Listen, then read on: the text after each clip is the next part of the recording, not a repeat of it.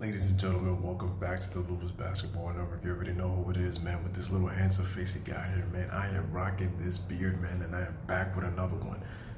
Make sure to share this video. Make sure you hit that like button. Once again, make sure to subscribe if you're new to my channel, man. Appreciate you guys for always taking the time to watch my videos. Let's get right into it. Shout out to the San Antonio Spurs, man. Facing elimination, they come through. The two big guns, LaMarcus Aldridge and DeMar DeRozan. The Spurs get the win, 120-103. They win by 17, and they force a decisive Game 7 in Denver on Saturday, man. Stay tuned. That game is going to be awesome. That game is going to be rocking for the Nuggets.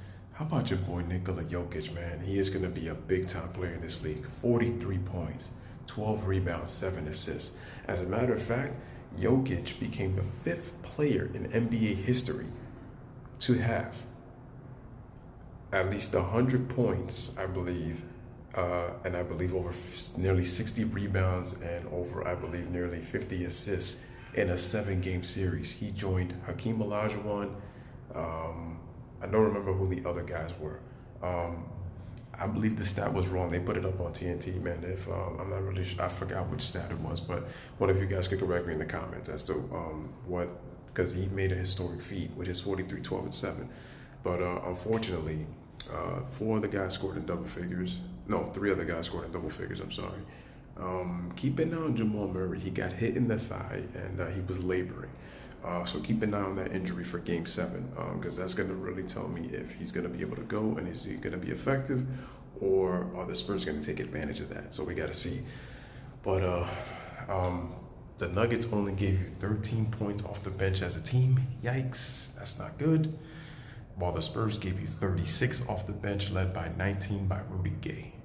Big ups to Rudy Gay. But the 2 stars, man, LaMarcus Aldridge and DeMar DeRozan. LaMarcus Aldridge, 10 of 18 from the field, 26 points, 10 rebounds, 5 assists. DeMar DeRozan, 12 points in the third quarter, 18 points in the second half, 25.7 rebounds, 7 assists, shooting a blistering 75% from the field in 36 minutes of action. Ladies and gentlemen, that's how you get it done, man. Facing elimination now. Can they do it again?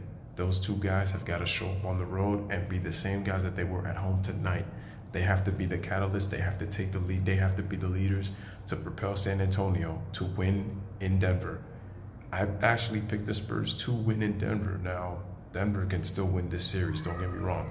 This is why you play for the home court advantage. But in my opinion, I think with Popovich, great game plan what he did, but the Nuggets bench is going to have to show out. They can't score 13 points like that again. Like, they were incredible in Game 4. Shout out to my man Torrey Craig, man, who had a great performance in Game 4, and he doesn't get talked about. Like, you guys got to give him credit, man. He was great. Unfortunately, he wasn't as good tonight in Game 6. He only had 5.6 rebounds, 6 assists. But I look for him to be much more aggressive, and he's going to be a factor in Game 7. So look for Torrey Craig to show up. But let's see, man, the battle of the benches. I'm interested to see which bench is going to show up. The stars need to be there. I think they will.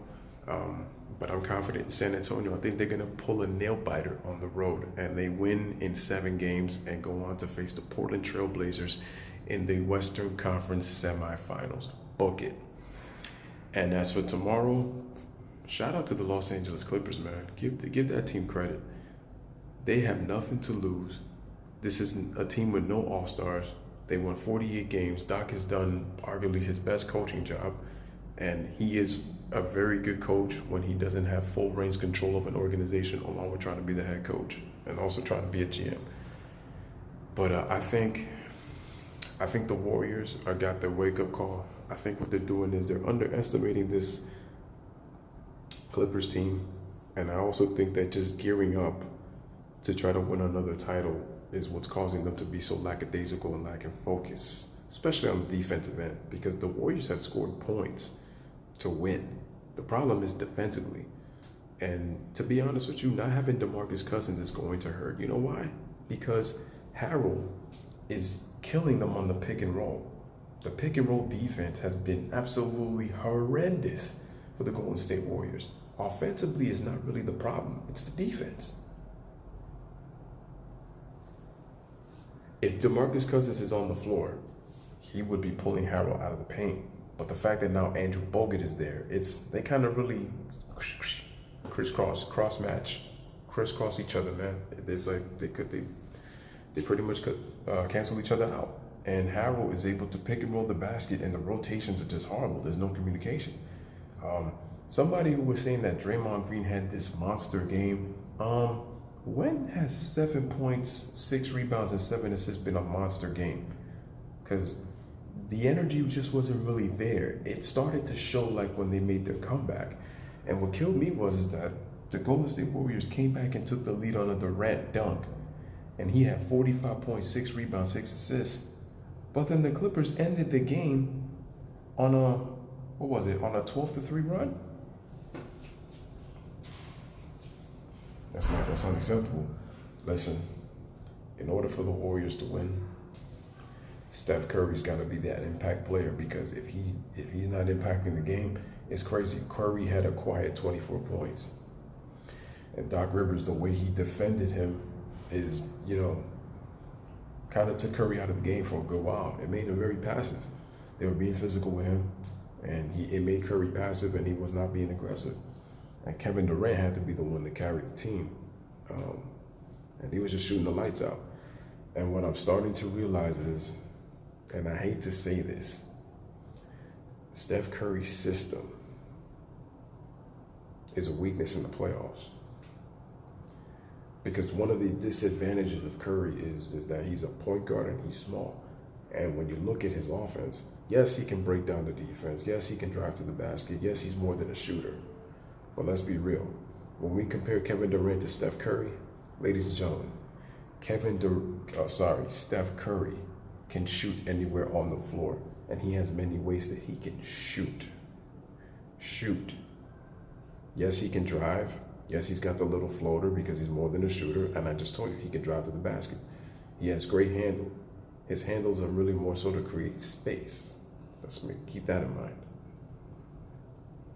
But when you're physical with him, you can really take him out of his game, especially when Curry relies on a lot of screens, because he can call for a screen, or they usually call screens for him to get free. And so that's why I say that Steph Curry, as much as the system runs through him and he's the engine and he's important and he's an impact player, it's also a weakness, because the Clippers are basically saying, we're not letting Curry be an impact player. Kevin Durant, you got to beat us. You got to beat us. Because the thing is, it's kind of pick your poison, you can't take away everything, so you got to take away something. And the fact that if Curry's points had more impact on the game with his play style, the Warriors are walking out with a win. So that's the thing. But we got to understand, man, it's like, that's why Kevin Durant, it's crazy. He's a shooter / scorer. And Steph Curry is one of the more proficient scorers in the game. But Kevin Durant has the ability to score anywhere on the floor. And he can score in a variety of ways, because Curry's small, he's not a post-up player. Kevin Durant, high post, mid post, low post, can shoot over the top, can drive to the basket. And what's amazing about Kevin Durant is his driving angles are crazy, man. It doesn't matter, like the way he drives to the basket, even on bad angles, like he can still score. But anyway, I'm gonna actually do a further detail of their NBA finals and tell you who is the better player. Stay tuned for that. But anyway, this is your boy Lewis with another one. I got the Golden State Warriors winning tomorrow. It'll be another close game, but they're gonna close out the series. And let me know what you guys think in the comments, man. As always, bless up, one love, peace. Thanks for watching.